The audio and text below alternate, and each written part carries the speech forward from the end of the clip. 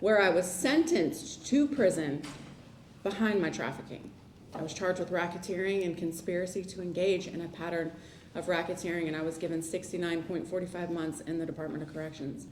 So if we do the math, right, that happened in 2015. I actually got sentenced because it took a while to go to trial because it was a very high-profile case. I got sentenced in 2017, April of 2017. I came through the reception center. Mr. Alleyman was my classification officer. And so while we're in 2022, right at the beginning, I'm still supposed to be in prison. My release date was not until October of 2022. So I ended up only doing 14 months on that 6-year prison sentence. I was introduced to Alexa here, and well, we were at Lowell. Yeah, we were at Lowell because as soon as I got sentenced, I put in an appeal because I was classified as a victim. They told me that what was being done to me was out of my control, that I was being coerced by somebody because they were holding drugs over my head. I was an addict before I became a victim of human trafficking, and I'll get into a little bit more of that a little bit later on because I want to talk about, the why behind the what, how that happened, right? So I was introduced to her. I was at a law library call out because I had put an appeal in because I didn't understand how somebody could put me in prison and be a victim at the same time. The whole defendant, criminal, and victim thing just didn't resonate with me. And she told me about an attorney that has a practice that dedicates his everything he does, as an attorney to the expungement of survivors' criminal records. And, I thought it was a long shot. She handed me this questionnaire. I looked down at it and I was like, well, that's a lot of detailed, deep questions, right? Because we're diving back into some trauma, into my trafficking that I just didn't want to talk about. So I just went back to my dorm. I called home, and I was assigned a victim's advocate on my case when I was originally identified by MBI, and I still kept in contact with her. But she had called my dad, and he told me, he's like, Tammy called, she really wants to talk to you. Called on three-way, talked to her.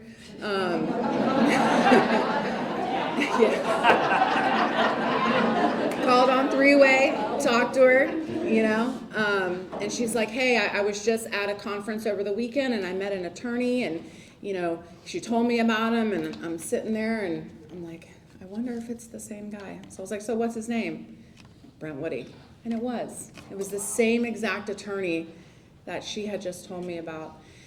And so I had told my dad, and she was like, he's expecting to hear from you. He knows about your case, because like I said, my case was very high profile. There was 8 women who were identified as victims. 1 was a minor. There was 23 co-defendants, so it was a huge, huge case. So I reached out to him, and at this time, I had also had an appellate attorney who was working with the prosecutor that was on the case, right? And like I said, this happened in 2015. We're going into like 2018, so he hadn't been to trial yet, and they gave me the opportunity with no promises and no guarantees whatsoever of what that would look like, if I testified against the man who trafficked me, against the man who forced me to have sex for money for him, who beat me, who I watched beat other people, who controlled us with drugs, if I was willing to testify. And so I went into it blind, not knowing, but at this point I'm like, if they give me 6 months off, I don't care. Because this is 2018 and I'm still looking into 2022 as getting out. And so I did it. And I really believe like that day, like I got a little bit of myself back that day, And he is now serving 25 years in prison for what he did, so he can't do it anymore, And so when after he got sentenced to prison, it was like, okay, I don't know what's going to happen, but I just, whatever. God, whatever you want to do, I'm just going to trust that you're going to make it happen and you'll do it. And they completely dropped my charges and vacated my prison sentence.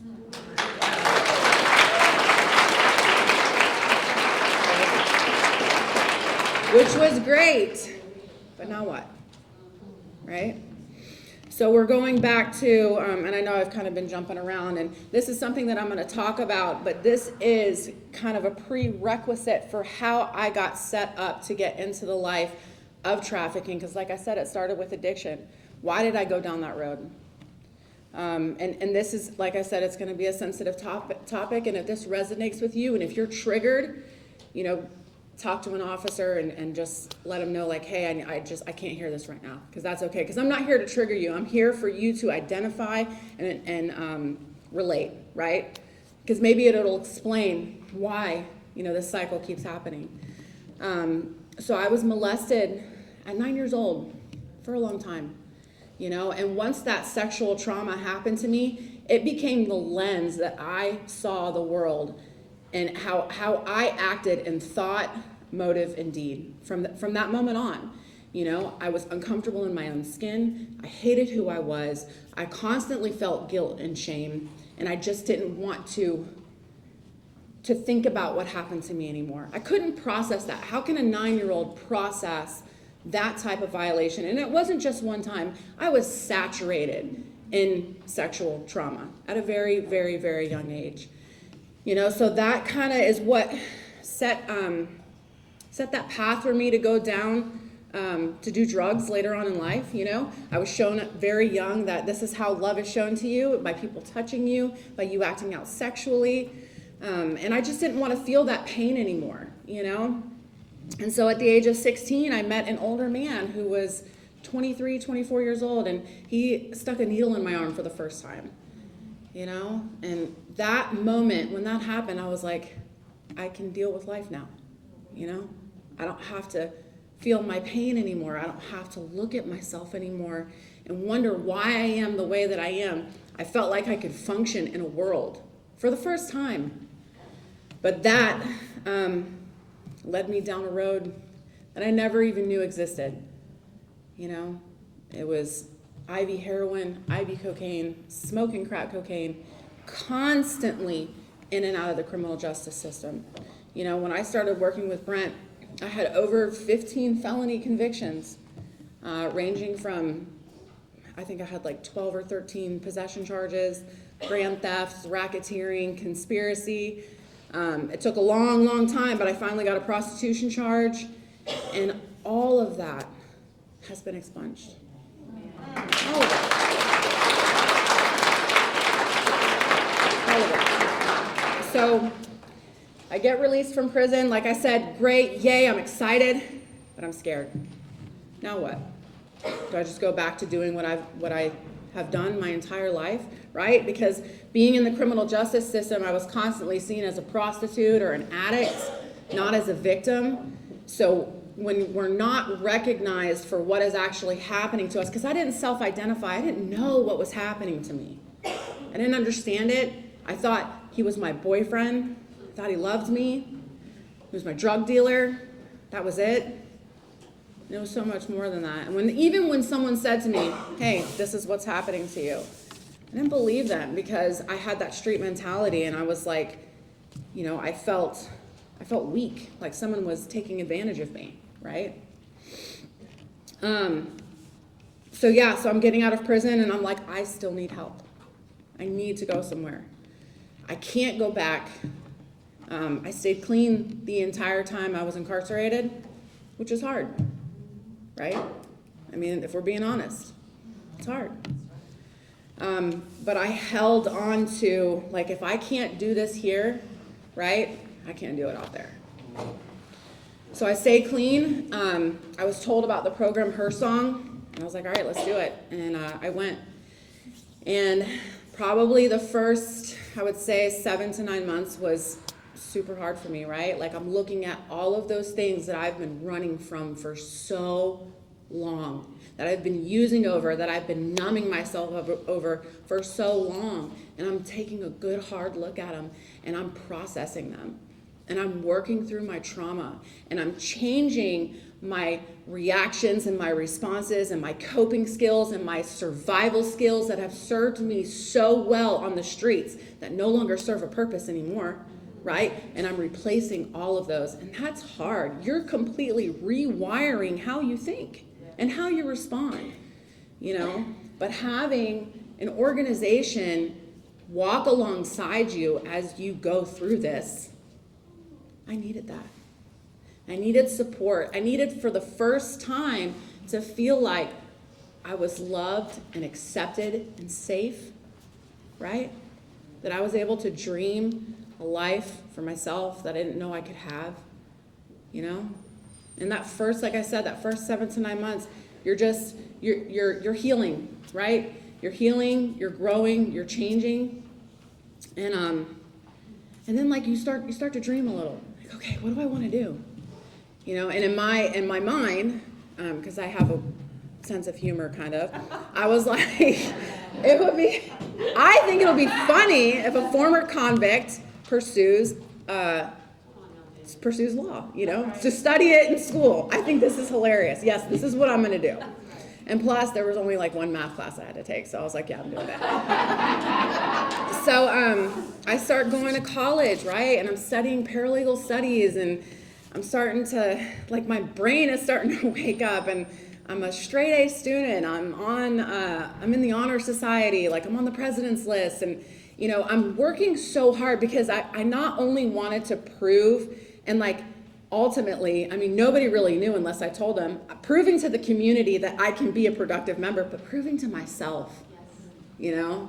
So like I went gung-ho, hardcore, like I'm gonna do this. You know, I saved up for a car. Once that expungement happened, I didn't have to worry about every single court cost that was now attached to my license. That went away. So that relieved a huge burden. So I was able to get my license back. But I mean, this all took time. It didn't happen overnight, right? We plant a seed, we don't bear the fruit right away, right? So we have to be patient. There is a lot of things waiting on the other side of our patience and our obedience, right? So waiting. But once things started happening, it was like a domino effect, you know? I was given an opportunity at a law firm, and they hired me on as a paralegal. So I stayed there for 2 years. I bought my first house. I saved up a lot of money and fixed my credit good enough to where I could get approved for a loan. And I bought my first home by myself, just me, you know?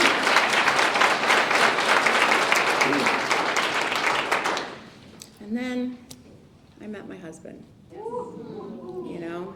I got married. I'm gonna cry. But now I know what like real love feels like. And it doesn't hurt. It doesn't hurt. There's so many people out there that care. I care. That's why I come and do this, because I want, hopefully there's something I say that will be like, man, I didn't know that was possible. I didn't know. It doesn't have to be this way. You don't have to use, even if you want to, anymore. There's help out there for you. We're all here for you. I'm hoping.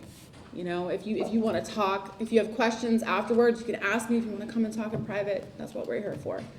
So I'm hoping that, you know, I've said something today, that somebody has said something today that where you're like, okay, yeah, where I'm going, it's probably not the best idea. And I know that, but I'm lying to myself and I'm telling myself that it's going to be different this time. So really, truly ask yourself, and you be honest with you for once. Ask yourself that question. Thank you.